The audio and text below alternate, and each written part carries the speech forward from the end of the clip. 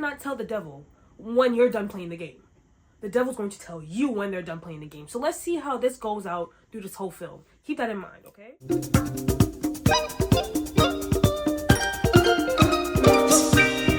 Hey city boys, it's me Saint, and I am back again for another video. It's me, your city philosopher, educator, singer, filmmaker. Did I say actor? I mean actress, because I'm a lady. Anyways, hey city boys, we are back again for another movie breakdown video. When I tell you city boys, I just feel like I'm on a roll, alright? I have some really good content coming out very soon, so please just wait on it. But right now, I just feel like making movie breakdowns, so that's what you guys are gonna see a little bit more, because I have some very heavy videos coming out soon. So I'm not gonna lie, just focusing on these movie breakdowns kind of just like help kind of, I guess you can say ease the stress that I've been going through. So I hope you guys are enjoying them. I enjoy making them. It's very time consuming, but I don't know, I feel like it's worth it. So the film that we're gonna be breaking down today is the 1973 film Superfly, okay? I was going to do the Mag, city boys. Like, I literally have the script written for the Mag, but then I remembered, oh my gosh, Superfly, and then I watched it too, and then I wrote the script for it, and I was gonna do the Mag first because I talked about it in my coffee video, like the similarities. But then after doing my juice video and having a character named Bishop, doesn't it make sense to now talk about a character named Priest? I don't know. I just think it's a nice little connection. But this film stars, if I had to ever choose a celebrity crush, can I tell you that this is my celebrity crush? I love me some Ron O'Neal. I don't know what it is about that man. I don't know. It's just, he's just very manly. Like, I don't anyway, city boys. So first we're gonna get to the background. You know, we're gonna get you guys in the context of the film. Then we're gonna get to the film. And then we're gonna get to our color theory, gematria, all that fun stuff. Background. So the background for this film goes off of the background from my Wiz video, because they were both based in New York City around the same time period, only about, I believe, 2 years apart. So what is going on in New York in 1973? During this decade, the city gained notoriety for high rates of crime and social disorder. The city's subway system was regarded as unsafe and dangerous, and people were warned not to walk the streets after 6 p.m. Prostitutes and pimps frequented Times Square, while Central Park became feared as the site of muggings and harassment. Without having tenants who paid the bills, landlords increasingly had trouble offering to maintain and pay taxes on their buildings. As a result, many landlords actually burned down their own real estate in order to collect insurance money, leaving a lot of abandoned, dilapidated buildings in the city for people to live in. In the mid to late 1970s, the disco club scene, there was a thriving drug subculture, particularly for drugs that could enhance the experience of dancing to the loud dancing music and the flashing lights on the dance floor. Substances like cocaine, nicknamed blow, and poppers and quaaludes, which would bring now the rise of drug dealers because there was such a financial crisis going on in New York City. There was a lot of layoffs, so people had to make money another way. Are you guys ready? I actually really do like this film. I wouldn't say it's one of my favorite Blaxploitation films, but it's on the list. So let's get to the film. The film does not start like how the rest of our Blaxploitation films start, with a nice like scenery shot of the city and all that kind of stuff. It doesn't. It starts with an overhead, kind of like bird's eye view shot of these two men. So one, I would consider this our first sign of red, white, and blue, city boys. There's a lot of red, white, and blue in this film, honestly. But the guy has like a red, white, and blue kind of like beanie hat on, and he's walking through the streets, and he ends up meeting up with this other guy. So as they're walking, like, I'm not gonna lie, like, for me, it was giving me crackhead vibes. And like, all you hear is him saying like, yeah, we about to set him up, like, we about to run a play, da da da. And they just walking through the streets. They're walking a few blocks, and as they're walking, they pass a woman. They ask her for some money. She gives them some change. They continue walking. So as they're walking, there's a song being played, and it says, broken home, daddy gone, mama's tired, just a soul alone. Can I go on a mini tangent?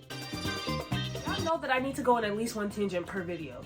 No shade. I really am just so sick and tired of hearing the discussions of, oh, blaming a single mother for how their child turned out, instead of blaming the parent that was not there. Like, I realize when it comes to women, especially Black American women, they are blamed for either being in the child's life and the father's not there. They're blamed for whatever is wrong with the child, even if they're trying their absolute best. They're blamed for being poor, even though they're on one income and they gotta stretch between them and their children. And their children's like, you know, extracurriculars in life and buying things for them, food, all that kind of stuff, a house, a home. But then also they're blamed for leaving if they do leave. So it's like, as a black woman, you literally cannot win for losing.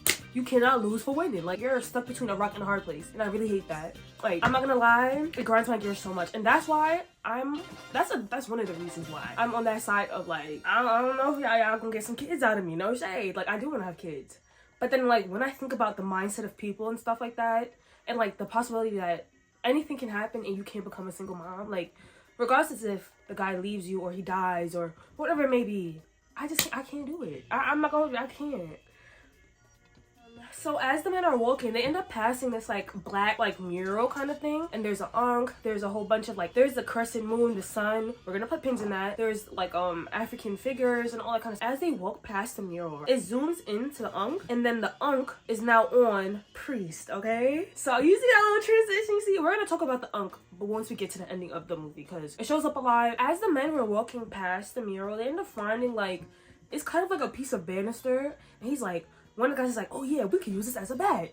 So now we're really knowing that they are setting somebody up. Something is about to happen. So now we see Priest, his fine self. He's laying in the bed, you know, he has his ankh, he pulls it out, pulls out some coke, you know? And then zooms to the side, there's some naked white lady in the bed. All I see is little butt cheeks. So he turns to her and he's like, you know, you wanna hit this? You wanna hit this? And she basically tells him, you know, I would love to, you know, sniff some coke, but I wouldn't want to sniff no coke and you about to leave me, you know what I mean? Because some things just go better with coke. He ends up getting a call to do a play. So she ends up asking him, like, are you going to come back? He's not answering her, girl. He's not answering her. Girl, he picks his stuff up and he leaves. So he gets in his car, and usually we get that POV shot, right? City Boys, the angle is just shaking. The camera shaking. When we zoomed into the ankh and then it zoomed out and we saw Priest, there's a song playing, alright? So the lyrics of the song is saying, I don't care what nobody says, I gotta get the pain away. All my life it's been this way. You can't reason with the pusher man because finances is all he understands. We'll learn more about that kind of section later on in the film, so we're gonna put a pin in it. Now we're into Priest's car. He's driving to go, you know, make the deal, and we got shaky camera footage. It's like as if the cameraman is running to catch up with Priest, not like Priest is waiting for us. We just have to jump into his life. Basically, like everybody else, you gotta find where you fit into Priest's life. Priest is wearing a brown fur coat, a white turtleneck, okay, a white hat, but it's surrounded in black, not just the trim. Like, literally, probably, I would say maybe 70% of the hat is covered in black. We're gonna put a pin in this as well. He comes out and he gets into this building, right? As he walks in the building, the color is green. When he comes in, when I tell you those two crackhead City Boys, they jump Priest. They jump my man. They jump my man. First thing, they was getting their ones on him, but for my man, it's never too much. It's never too much. So he gets one of them off of him. Bow, hit him, right? So he's laying on the floor. Priest is going after the other one because he got his stuff. The dude is running and booking it. And I'm not gonna hold you. I would have thought that, like, if you did a little, well, you know what? No, because doesn't coke give you energy, right? It's supposed to give you energy. When I tell you, in the dress shoes and everything, City Boys, in the dress shoes and everything, he's booking it. And when I tell you the guy is like climbing up the fence, when I tell you one thing about Priest, he hit him like he doing hurdles in track, City Boys. He just jumping over, right? So the guy ends up going into this building. Come to find out, it's like a crack house building. He jumps in. Priest jumps right after him. Baka, Mickey, beat him up. Come to find out, there's little kids in there too, City Boys. The mama on crack, the little kids is there. It's actually really, really sad. Priest gets his stuff and he leaves, okay?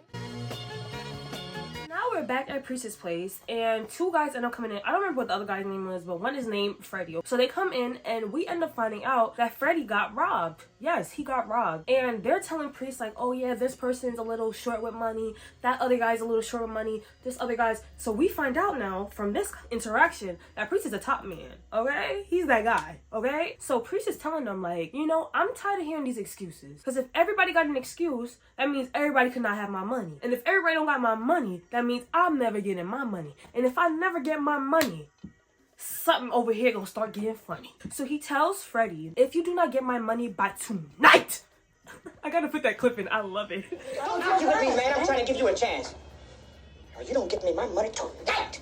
I'm gonna put that young girl of yours out on Horse Road. If you don't get my money by tonight, he gonna put his pretty wife on the blade, city boys. Yup. He gonna turn his pretty wife into a prostitute. And I'm not gonna hold you. I was wondering, I was like, what his wife look like? We end up finding out what his wife look like. And she's tea. She's very tea. I ain't going. She's very tea. Freddie used to tell him, like, you know, I don't do no, like, you know, I don't do no extorting. I don't do no murdering. I don't do none of that. I just sell coke. That's not what Priest wants to hear. Priest tells him, like I said before, get me my money by tonight. Meet me at Scatters, or else your wife is gonna be, you know what I mean, on her knees with some D. You know what I mean? When I tell y'all, city boys, they are stressing my man out. Like, they really stress my man out. So he has to get like 2 more bumps of coke. So Priest ends up leaving to go to this like gamble game, like poker game, and we end up finding his co-worker, well, his like right-hand man, I guess you would say, like his not co-worker, his, what is the word when you like share a business with somebody, you know? His co-owner. He's going to meet up with his co-owner, Eddie. Eddie is in his orange jumpsuit number, and he is playing poker. They're playing dice. Not poker. They're playing dice. Eddie ends up rolling a 6. City boys, I don't even have to put a pin in this. This is a hint to what kind of person Eddie really is. Why you rolling 6s, my boy? Why you rolling 6s, my boy? He's making a lot of money at this game right now. Priest wants him to leave because he wants to have a conversation with him. Tell me why there's some other dude, he mad because he's going broke. He's losing money. So he wants Eddie to stay in so he can maybe make his money back. So as he's about to leave with Priest, why the guy's over here like, where the hell you think you going? What's so important? You think you more important than my money? I'm losing on a lot of money. Blah, blah, blah, blah. Just sound like a punk. Blah, blah, blah, blah. Priest turns to him because, you know, Priest very tease. So Priest turns to him, you know, with the nice little blowout tease. He turns to him. And he basically tells him, girl, he got business to take care of. Back up. Get out of my face. Why the guy was like, oh, he tried to call Priest white. Yeah, he's like, oh, you white looking motherfucker. He didn't get the fuck out. He didn't get the fuck out. Girl, Priest, Mickey, punch. Oh, that was a horrible punch. Can y'all see that one fight? No shame. Priest punches the man in the face. Yes. Because one thing about Priest, he's a black man. Like, don't ever get it crazy. Honestly, I do like that inclusion because it is true. Like, us black people, we come in all types of shades, all colors, hair textures, hair patterns. Like, I have cousins that were full black, redhead, light skin, bright eyes. So the guys end up leaving Eddie and Priest, and they end up going back to their like drug house, like their little drug apartment. And while they're in the apartment, Priest is talking to Eddie. He's asking him like, you know, how much money do we have right now? And Eddie ends up telling him, we got $300,000, so that's $150 each. Priest ends up telling him like, you know, I've been thinking, and I'm really ready to get out the game, but I want to make one big deal left. Like, I just want to make one big deal, and I'm gonna get out the game. And the way I have this all planned up in my mind is if we take this $500,000 that we got right now and we buy 50 keys of coke, we can use that money in the next 4 months. We should be making back $1 million. So that'll be $500,000 each, and we can just go our separate ways. Because I'm not trying to stay in this game long enough to either get killed or go to prison. So I'm just trying to leave now when I have my youth and I have time on my hands. Eddie's talking to me. He's like, how long were you thinking this? Like, when were you gonna tell me? Priest ends up telling him like, you know, I've been going back and forth on this idea for a while, and something in me is just telling me that this life is not for me anymore, so I gotta go. So Eddie ends up telling him that he is down with the plan, but where are you gonna get 50 keys of coke for only $500,000? That's when Priest ends up telling Eddie that he's gonna go to Scatter and ask Scatter to give him the cocaine. Bitch, you want cocaine. City boys, I had to think a little bit because I had to do the conversion. I'm like, living off of $500,000 for the rest of your life, like, in 2026, that don't seem feasible, right? So I did a conversion. $1 million back in 1973. $1 equals $7.64 or 94 cents, something like that. That's how inflation goes. So when I did the calculations, it was right $4 million, okay? So they'll be leaving with both $2 million, like around $2 million. Can I ask y'all a question, city boys? I want to see if y'all pay attention. In my coffee video, right? When Betroni was talking to Coffee, right? And he was trying to spare his life. What did he offer her, city boys? He offered her $1 million. How much money is Priest thinking he's going to walk out with? $1 million, city boys. How many zeros are in 1 million? 6 0. I'm gonna say 6 0, boys.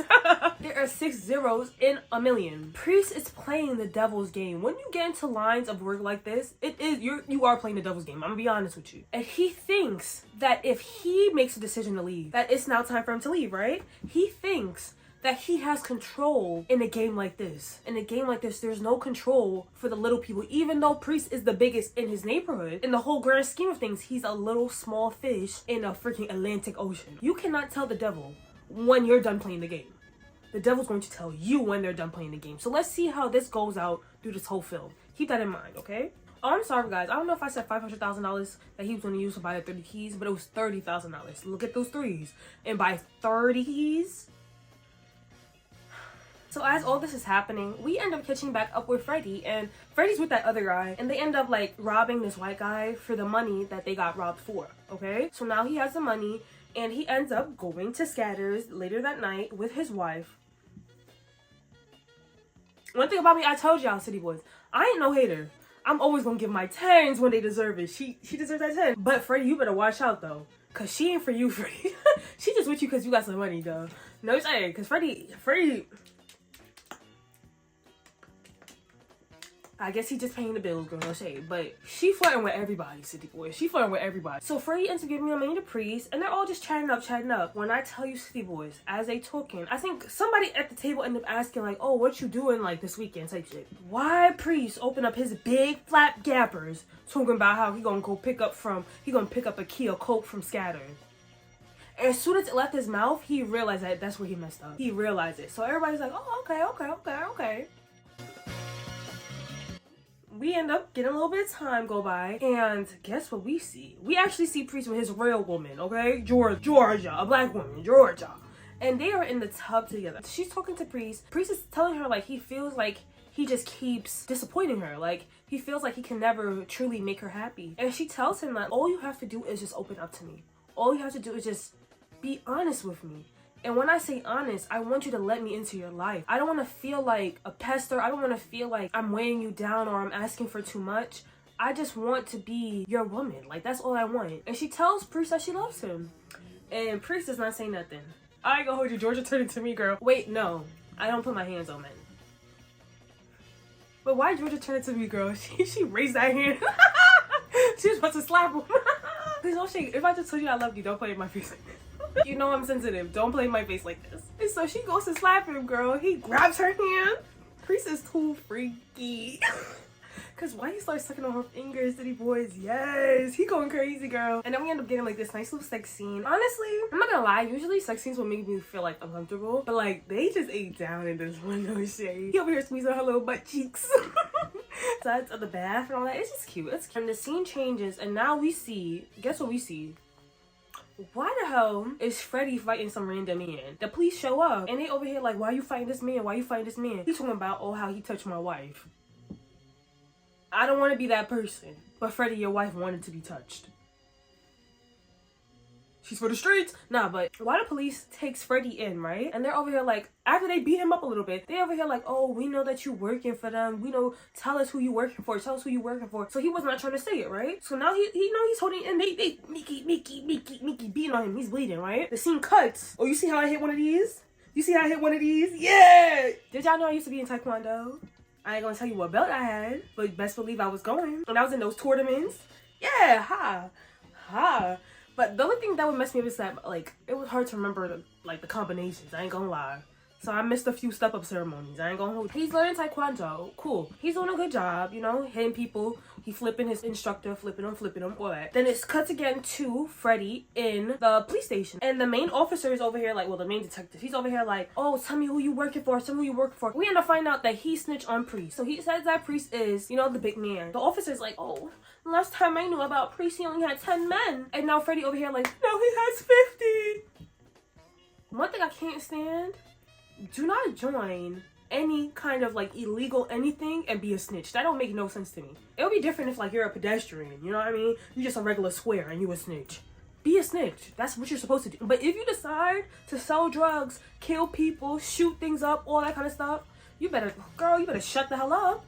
No. And he ends up telling them that Priest is about to meet up with Scatter to get a key of coke. So now they got their eyes out on Priest, alright? And Scatter. The scene changes now. Priest and Georgia are now at, I want to say they're in Manhattan. I know they're in Manhattan. What is the damn park called? It's a Prospect Park. I think they're at Prospect Park. They're like walking over the little like bridge, you know what I mean? Just really cute. Well, over the tunnel. Just really cute. And she's in her white fur hat. Like, they're looking hunty. he's talking to her and he ends up telling her his plan, like how he wants to leave, he wants to get his like last meal and, you know, get out the game. And George is telling him, you know what, I truly believe in you, I know you can do it. He's telling her more about like what's going on, him getting the coke from Scatter, all this kind of stuff.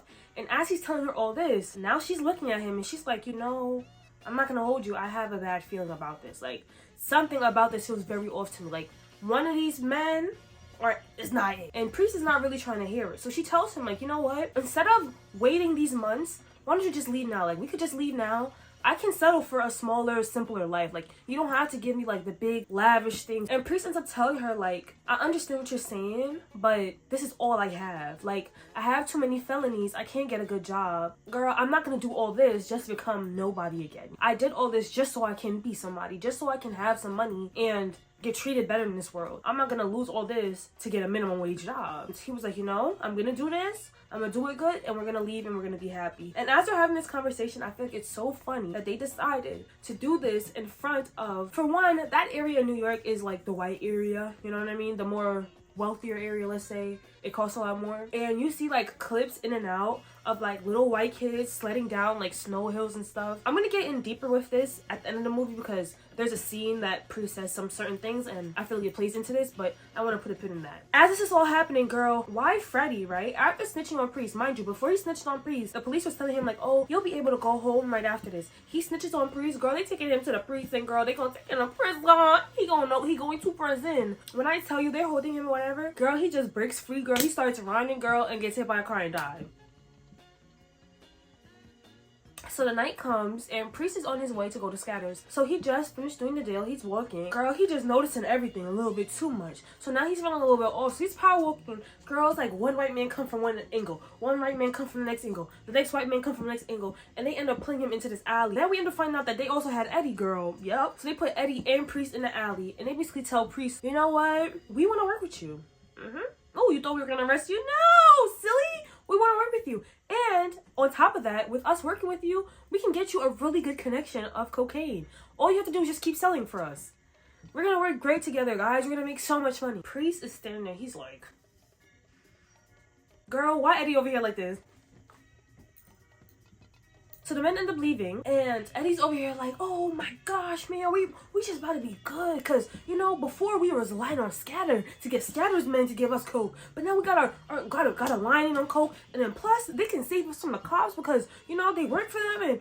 And mind you, when the white guy was talking to him, he told Priest that, well, mind you, all right, let me just say it like this. When he's speaking to the men, right, he's speaking to both of them, but he can see that Eddie is agreeing with his proposition more. And Priest is more like standoffish. When he finishes like his whole spiel, he tells the guys that if they ever have any problems with any cops, call him and he'll handle it. As he's leaving, he goes to only shake Eddie's hand. Okay, so they leave and Eddie and Priest are talking and Eddie's over here like, look, like this is gonna be amazing, we're gonna make so much money, like, oh my gosh, we'll never have to worry again. And Priest looks and he says, all I'm doing is 30 keys. That's all I'm doing, period. So they leave. But yeah, so as Eddie is talking to Priest, like trying to convince him, he's like, oh, if we're gonna make $1 million in 4 months, imagine how much we're gonna make in 4 years. 4 years? So Priest is like, I said, I'm only doing 30 keys and I'm done. We have a photo montage and this is where we see a lot of red, white, and blue. But then we also see some of Priest's 50 men doing the selling. They're doing the weighing, the packaging of the coke. Then you also see the people that are buying the coke. So it's not just black people. We're seeing men on Wall Street buying the coke. We're seeing white women buying the coke. We're seeing construction men buying the coke. We're seeing businessmen buying the coke. Everybody's buying cocaine and they're having cocaine parties, okay? Priest and Eddie are sitting in this club and as they're sitting there, they're waiting for some of their business partners to come in and like, you know, talk to them or whatever. But as they're sitting in there, some revolutionaries end up coming in. They are wearing red, yellow, and green. If I'm bugging, I'm gonna put up the actual picture. But they're wearing that. We're gonna put a pin in that. And they come up to Priest and they basically tell him, we know that you guys are selling cocaine. Like, we know you're selling cocaine. So since you're selling in the black neighborhoods and you're destroying the black neighborhoods, we need you to give us some money. But at least, right, we can make something good out of the destruction that you're doing to the black neighborhoods. Girl, when I tell you Priest is not in the fucking mood, girl. Girl, he cussed them out and told them to get the hell out of his face. So they get the hell out of his face. His business partner ended up coming in and we end up finding out that Priest is on his last key of cocaine, okay? He's on his last key. That's all he needs to sell. As this is all going down, Priest ends up leaving and he goes back to that white lady house from the beginning. Her house, City Boys, is covered in targ blue. This is the impending sadness that's about to take place, city boys. Let's continue. So they're laying up and he ends up telling her that he's about to leave the coke business. So as they're talking, we end up finding out that she buys coke from him. She buys like big quantities. As they're talking, he ends up telling her like, I'm about to leave the coke game. Like, I'm done. Why? She's like, no! Girl, who the hell are you talking to? He's like, girl, it really don't matter how you feel. Like, this is about me. And like I said, we're gonna go back to that first. I want to say the first lines of that song. So the song says, I don't care what nobody says. I gotta take the pain away. All my life has been that way. You can't reason with the pushing man because finances is all he understands. So she's telling him about how deeply she cares about him and wondering what he wants from her and all that kind of stuff. Priest does not answer any of those questions, but he gets back on her asking him why does he want to leave the life. And he basically tells her, like, as a child, growing up in poverty, he always dreamt, and he said it, the American dream. He dreamt of the American dream. He dreamt of having the nicest cars. He dreamt of having the most beautiful girls, a white woman. So that's two separate things, city boys.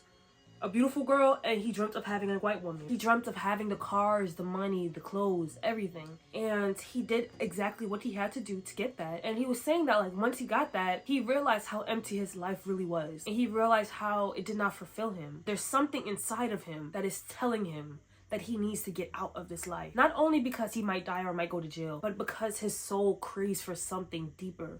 Something that has more substance. You can see that just goes right over her head. She really does not give a fuck. She doesn't understand it. But I wanted to hit on this because, for one, is the red, white, and blue. For a lot of black people, and I'm speaking as a first gen, right? The dream is to have this wealth, have these riches, have everything that you've seen your counterparts have. Like, even like when I was in college, I met some white people, they over here talking about how they go like skiing trips and all this kind of stuff, and it's like things that I never could have imagined. You know what I mean? Like, I've gotten some good stuff in my life, but never to that kind of extent. Even when he was having a conversation with Georgia and he was telling Georgia about him leaving the life, where did he take Georgia? He took her to Prospect Park. It's a I don't want to keep saying it's the wrong park, but he took her to the park, showing her the white kids doing the sleds down the snow. Why would he show her that? He's showing her the dream that they can live. He's not in the black community showing her what they can have. He's in their community. It's that weird thing that it makes us as black people feel like we have to go out and crave what they have instead of creating our own American dream for ourselves. We're trying to fit their life and their version of perfection, their version of riches and wealth into ours when it does not go like that. And I feel like for Priest, he finally realized that that's not how it's supposed to go. And I believe that his conversation with Georgia, especially with her telling him that he doesn't need all the money in the world to be with her. They can literally just be happy with them two together. It feels like, in a way, it for sure in his mind that this white woman, I don't know what her name was, but this white woman was only a part of the dream for him. But the real dream he was living was when he was with Georgia. That's where his real comfortability lies. That's where his vulnerability lies. When he's with the white woman, he can't talk to her about anything. And even down to the extent of Scatter ends up calling, and he's at the front door of the lady's apartment, and he tells her, when Scatter comes in here, go in your room. She's over there like, girl, this is my house. Girl, I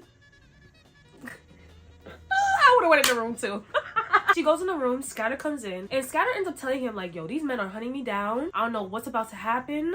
I don't know what's about to go down, but I'm very scared. So what I need you to do is meet up with me, you know what I mean, down the block, round the way, 3 o'clock in the morning, and give me $20,000, okay? And when I call you, I think he asked for like $100,000, something like that. And Priest was telling him, girl, I don't got no $100,000 on me right now. But I could give you a little bit right now, and then I could give you a little bit, as the time goes by. And Priest tells him, like, I will take care of you. I got you. So they had this whole thing planned out. Why, as soon as Scatter gets out the building, city boys, guess who the hell shows up? The damn white men, girl. The crooked cops. They show up, girl. They arrest my girl Scatter and take him in. But not into the precinct, girl. They take him under the damn bridge, shoot him up, and gave him an overdose.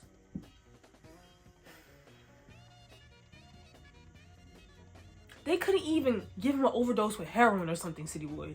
Why they gave him an overdose with battery acid, city boys? Well, you know how evil that is? That's evil. That's just sick. The next day comes, and Priest is like, he just walking around his place. Oh, I didn't even tell you guys. Before Scatter left the apartment, he gave Priest an envelope. And the envelope has all the information of the white man, all right? We're just gonna call him the white man. The head boss white man. Okay, we're gonna call him that. So it has all the information of the head boss white man. His name, his family, his businesses, his houses, all his properties, everything. So he tells him, keep that because you never know when you're gonna need it. Priest doesn't know that he was murdered yet, right? So Priest is panicking, like he walking up and down, up and down, up and down, and he's like, you know what? I got something for that ass. So you know what he does? Priest takes the money in the envelope and he meets with some Italian mobsters. Yes, gives them the envelope and gives them the money. We're gonna figure out what that means. But as this whole interaction is going on, there's a song being played, City Boys, and it's all from Curtis Mayfield. I believe he did the whole soundtrack for this movie. And when I tell you Curtis Mayfield, that man knows how to set the mood. He knows how to tell a story. He knows everything. Great musician, rest in peace. The song is playing and it says, the man of the hour, Superfly, the only game you know is do or die. Grew up in the slums, but the man wasn't dumb. Taking all that he can, dealing with the arms of faith, trying to get over. Time is running out. And it keeps saying on repeat, time is running out, time is running out. When I tell you, City Boys, Priest is that type of guy. He reads the energy. He don't need nobody to tell him nothing. He don't need to be cute onto nothing. He feels when something is shifted. He feels when something's not right. As Priest is feeling all these ways, you know what he does? He ends up going to Eddie's, you know, their little drug apartment. He goes to Eddie and he's telling Eddie, you know, Eddie, they gonna kill you, boy. Like, I don't know if you know who we're really messing with. Like, this man is nothing to play with. You saw what he just did to Scatter, and he over here talking about Scatter just OD'd. Priest is looking at him like, I know you fucking lie. You know damn well he did not just OD. And then Scatter's like, alright, so what if they killed him? Priest is like, that's gonna be us. Like, he has us on the ropes for the rest of our lives, or until he decides that our life is done. When I tell you, Eddie starts talking and he's like, you know what? I don't care if I'm being used. I've been used all my life. Might as well be used by him and make millions of dollars. And he was like, you know, I'm over here getting used by him. He gonna turn me into a prince. And he was like, you know, he not gonna kill me until, you know, I get to know use of him. Then he'll kill me. But hopefully when that time comes, I'm dead and old. So, as this is going on, Priest is over here like, oh, so that's how you feel? Bet. Give me my cut of the money so I could just leave now. Give me my cut of the money. Why Eddie's like, all right, you can go get it yourself. Girl, Priest hands him the briefcase. He's like, no, you fill it up because I don't trust you. I don't trust to turn my back to you because I don't know what you're going to do. And I feel like if you already have that thought in your head, you shouldn't even come near this motherfucker. You shouldn't. But Priest is always 10 steps ahead, City Boys. He's always 10. So he gets in the suitcase and Eddie goes to fill up the suitcase with Priest's money. As Priest gets the money, he goes and he leaves. So he clicks the elevator. As soon as the door closed, City Boys, Eddie's already on the phone with number one white man. Telling him, oh yeah, Priest is a runaway. He don't want to go along with the deal. He's trying to leave. He leaving with his money.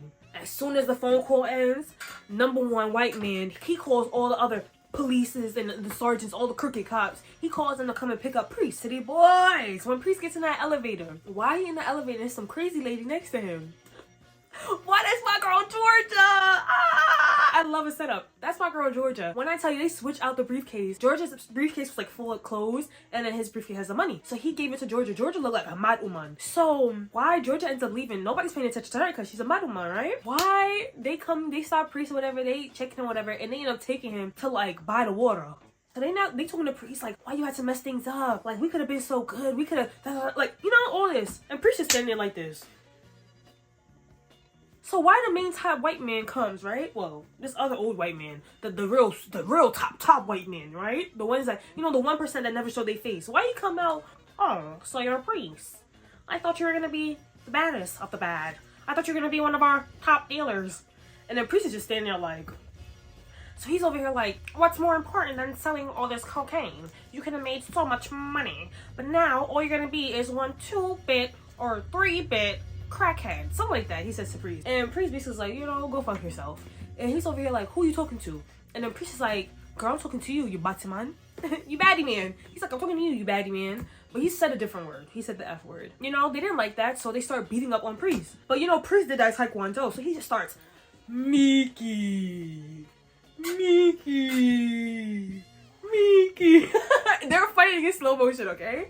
And I'm not gonna lie. Can I say something, City Boys? Don't judge me. Is this a judge-free zone? I really liked how he like scooped that man up and like threw him in the garbage can. I was like, me next. So as he's doing all this, the top white mans were coming up to Priest and he's like, freeze. And Priest is like, what you gonna do, motherfucker? You gonna kill me? You gonna kill me like how you kill Scat? I don't care. Kill me. I'm good with it. I'm fine. But if you kill me, best believe. And he says his real name. Oh, when I tell you number one white man was scared. He was shaking in his, I don't know, linen suit. And he's like, yeah, Deputy Commissioner. City Boys, second time in a film breakdown, and I've only done like 4 of them, where a deputy commissioner is crooked, City Boys. I was in Coffee, City Boys. You remember? I don't know if you remember. I remember though. I remember for the both of us. It's okay. He ends up saying like, yeah, I know all about you. Yeah, I know about your wife. I know about your fat daughter. I know about your Batman son. Gag. And he's over here like, oh, I don't believe it. I don't believe it. He started naming names, babe. And he tells him, Priest tells him, if even a hair is out of place on my head, they'll kill your whole family. If I accidentally choke on a chicken bone, your whole family's annihilated. Your whole bloodline is annihilated. And he still does not believe Priest. And Priest tells him, while y'all was doing all this, trying to get me, I was with the top white men. Yeah, the Italian mobsters. And I put $100,000 on your family's head. I'm gonna put the conversion right here of how much money. And why the white man's over here like, you don't have $100,000? Priest is like, all right, so let's see. Let's see, you want to play? Let's see. As this is all going on, now they want the money from Priest. So Priest is like, all right, take it then. Why they go in it? Girl, well, clothes. He was like, yeah, go do my dirty clothes, bitch. As they're going back and forth, Priest is like, yeah, I'm out. Owskies, if you want to play with me, like again, your family's gonna die. And Priest turns around like the cutie patootie that he is, gets in his car, and drives away. And that is the end of Superfly. Before we get to the gematria and the breakdown and the color theory and the symbolism, for one, I have to give the movie a rating. I rate this movie, I'll give it like an 8 out of 10. I'll give this movie an 8 out of 10. I actually really do like the movie. I enjoy it. Why would I give it an 8 if I enjoy it? City Boys, rest in peace to Ron O'Neal. One thing I wanted to talk about before we get to like the whole breakdown is the Eddie character. We always hear about the crabs in the bucket. We always hear about the crabs in the bucket, the crabs in the bucket. City Boys, Eddie is the perfect example of the crab that is in the bucket. He knew that he was nothing other than selling coke. That's all he could do. Priest, it seems as if that's all he could do, but that's all that he did do. That's not all that he could do, if you get what I'm trying to say. Because we end up finding out through the film that the way that Scatter and Priest end up meeting is Priest used to be a little runner for Scatter when he was a little kid, and Scatter put him into this lifestyle. So imagine if Scatter was doing something else. You see how Scatter owns his business and he's a cook. Imagine if that's what he pushed onto Bishop. Imagine where Bishop would have been. So I feel like Bishop was just like that moldable kind of kid, would only go any way that whoever's around them would be, if you get what I'm trying to say. But with Eddie, he knew that he actually did not have any real talents. He had no skills. He had no charisma, no charm, nothing. All he could do is leech off of Priest. And once he realized that, you know, his time with Priest is gonna end, that's the only reason why he was okay with not being in the coking anymore. But once he got that opportunity, I would say second top white man, he's like, all right, I don't need you anymore. I have somebody else I can leech off of. That's what he said. I've always been used. He has not always been used. He's always been the user. We end up finding out too in the film that Eddie used to be a heavy drug addict, and Prince is the only reason why he's still alive. So he is a user of drugs, a user of people. City Boys, he is that crab. He's trying to make sure that if he cannot make that dollar with Priest, that Priest will be nothing. Because the thing is, with Priest leaving, it does not damage Eddie getting any money, but it does because Priest is the face. People come for Priest, not for Eddie. The main character being named Priest. A priest is someone who is authorized to perform as a mediator agent between the humans and God, specifically an Eastern Orthodox or Roman Catholic clergy person, ranking below a bishop but above a deacon. The word priest is used throughout the Old Testament to describe a person who enters God's presence on the behalf of the people of God. They were mediators or go-betweens, priests essentially performing 2 roles on behalf of God's people, and they made sacrifices for him to deal with their sins. Priest in this film is sacrificing his stands in the drug game, all the money, the women, the infamy, to be able to remove the sins of his past life and to start to live in his purpose. He has to let it all go. He has to sacrifice. In the film, Priest speaks about having this urge, this feeling to change his life and to leave the game. It is because instead of him reaching out to God first, God is reaching out to him in whichever way he needs to be able to reach Priest. The film starts off from a bird's eye view, usually in narratives that includes the bird's eye view or the omniscient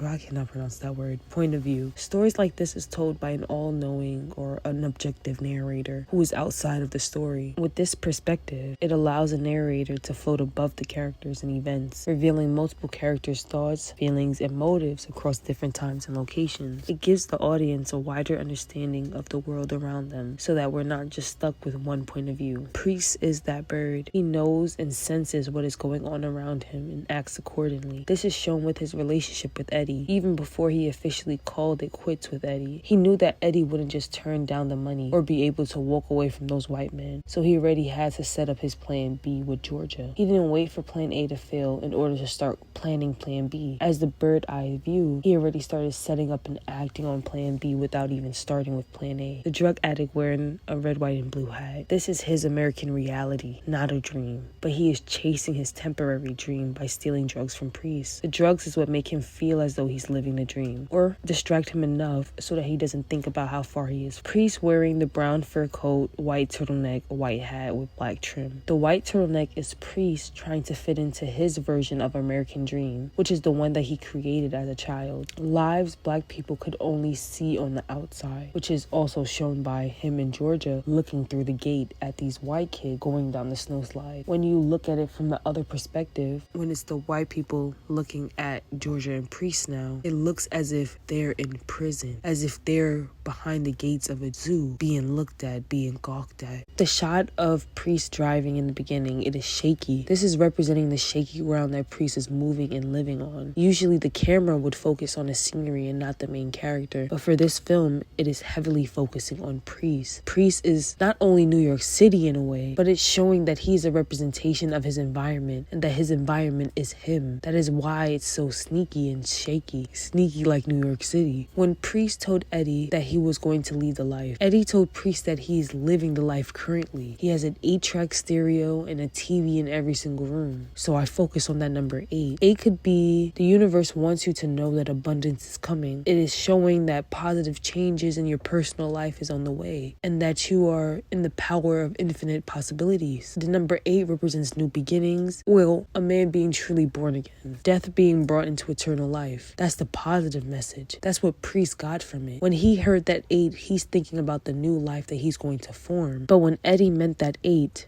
he meant that 8 as in the 8 that symbolizes beyond nature and its inherent limited perfection. He wants Priest to see a life that is beyond the life that he's supposed to be living. Like I said in my previous video, City Boy, the evil in this world likes to take positive things and flip it. Eddie wanted Priest to believe that this is the best that he could ever get in his life, because Eddie knew that this was the best that he could get for his life. I'm not gonna hold you guys. I went through the film and I counted how many times Priest sniffed coke. And he sniffed coke 5 times. 10 times if you're counting each nostril, but I'm going to count it as 5. So 5 is seen as a major life changes, a renewal in self-freedom and honoring your individuality. 5 can also be seen as the 5 senses. And through this film, you can see that all of Priest's senses are all heightened, City Boys. He is highly aware and he is calculated with all his moves. 5 is also linked back to movement and personal growth through life's twists and turns. The number 5 is also associated with grace, favor, and divine power, and is also linked back to redemption.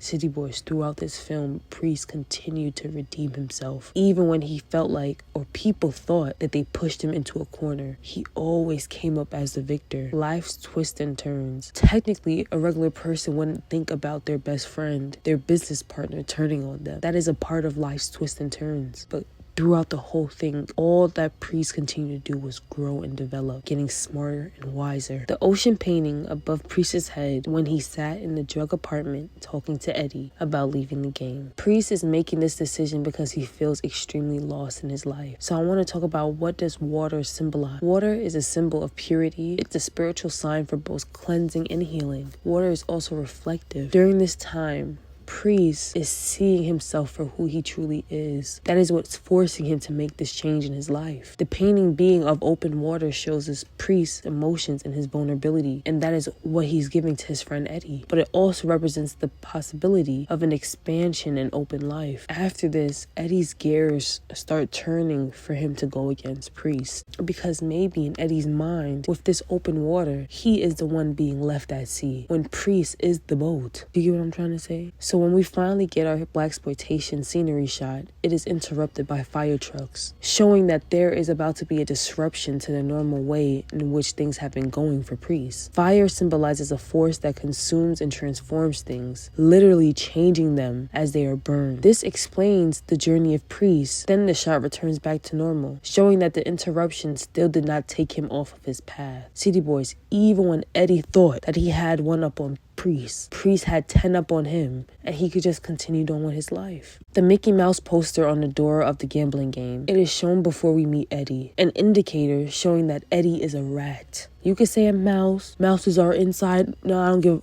It's a rat, City Boys. It's a rat. A rat that is controlled and animated by a white man, Walt Disney. Like Eddie choosing a white man to run to control him. Number 1 white man and number 2 white man. Eddie talks about how the top white man is going to make him live like a prince. Just like Mickey Mouse, the character.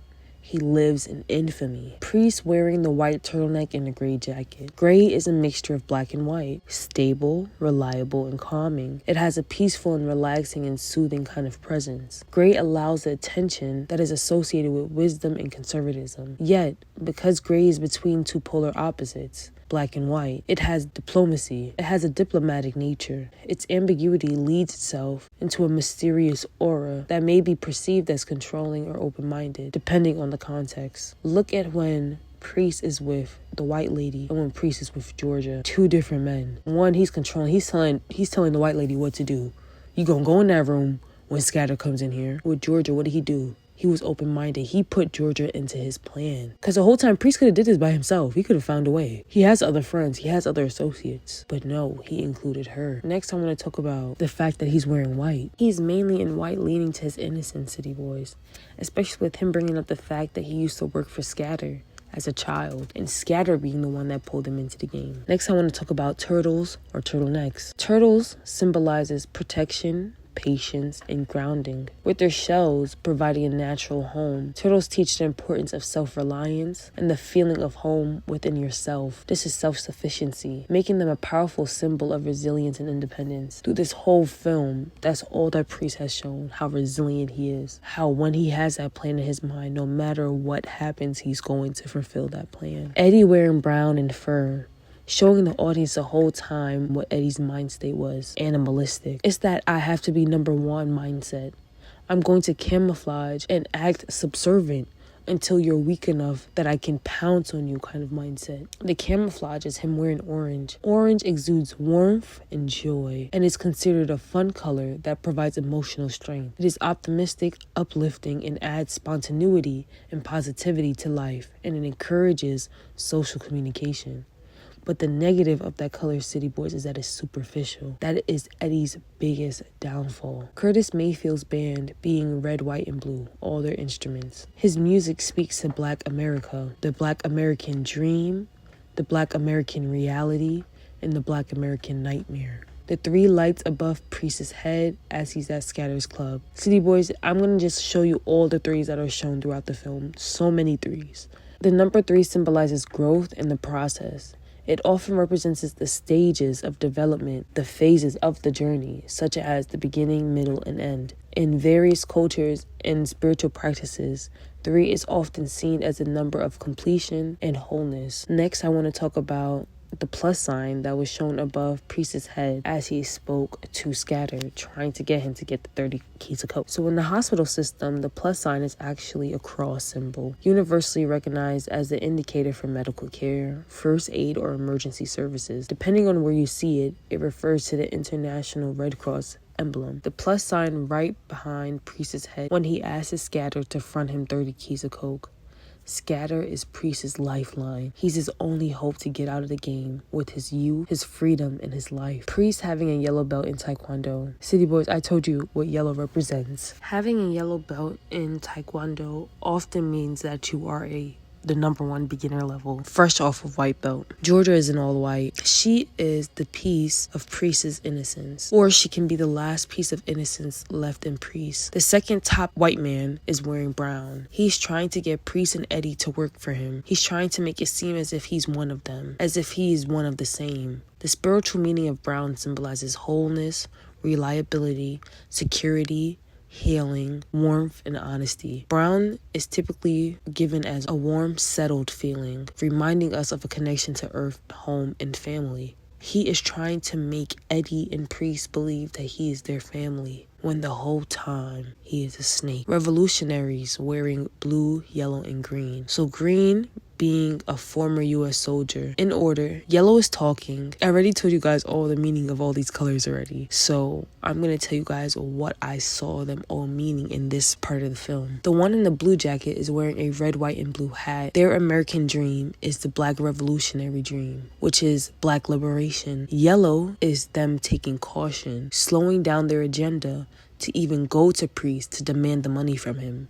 Green is because they are going forward with demanding it. Priest sticking out his right leg while Eddie was filling up the suitcase. The right leg represents his individuality, strength, and empowerment. Even in this time that he knew that Eddie was working against him, Priest still stood in his masculinity and his strength, showing Eddie that he ain't no punk. So now, City Boys, we're going to get into a little bit gematria. I wanted to get Priest's car's license plate, but I could never, see it in the film. It was so grainy. So there's not that much gematria in here, so let's just get right through it. So first, we're going to break down Priest's name. So there's a lot of the same numbers showing up, so I'm not going to keep re-saying the same things over and over again. But in original gematria, it adds up to 87. And in reverse gematria, it adds up to 75. So 87, you're going to end up getting 6. And 6 is the importance of family, life, the home, love, and finding a new pathway. This is Priest changing his life. He's thinking about a new path that he can take in his life. So now with the reverse, you get 3. And 3 is a symbol of stability and even perfection.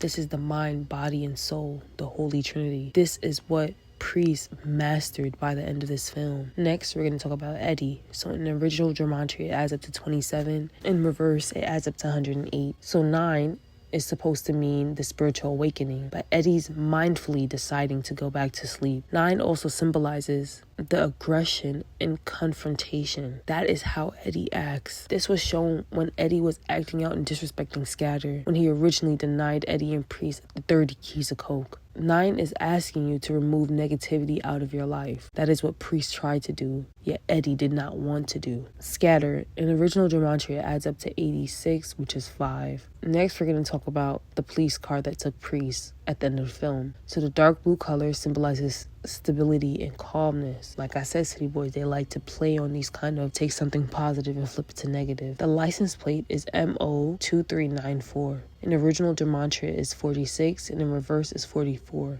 So 8. 8 is associated with the concept of infinity due to its symmetrical and unending shape. It's perfectly balanced and endless in an endless form, which have led many cultures to view 8 as a symbol of eternity and immortality. Evil has been around for eternity, just changing its faces. These crooked cops have this cycle with these dealers. They use them up and then they kill them and force an overdose after. And they kill them with these forced overdoses after. The car that Priest passed when he goes to meet up with the Italian mobsters, it is 8K8095. In reverse gematria is 46, meaning 9. Priest hit his full awakening, making sure that he dots all his I's and cross all his T's. This is when Priest really made sure that he did not ever mess up. But I hope you guys enjoyed this video, this movie breakdown. I will be doing the Mac soon, but I think my next film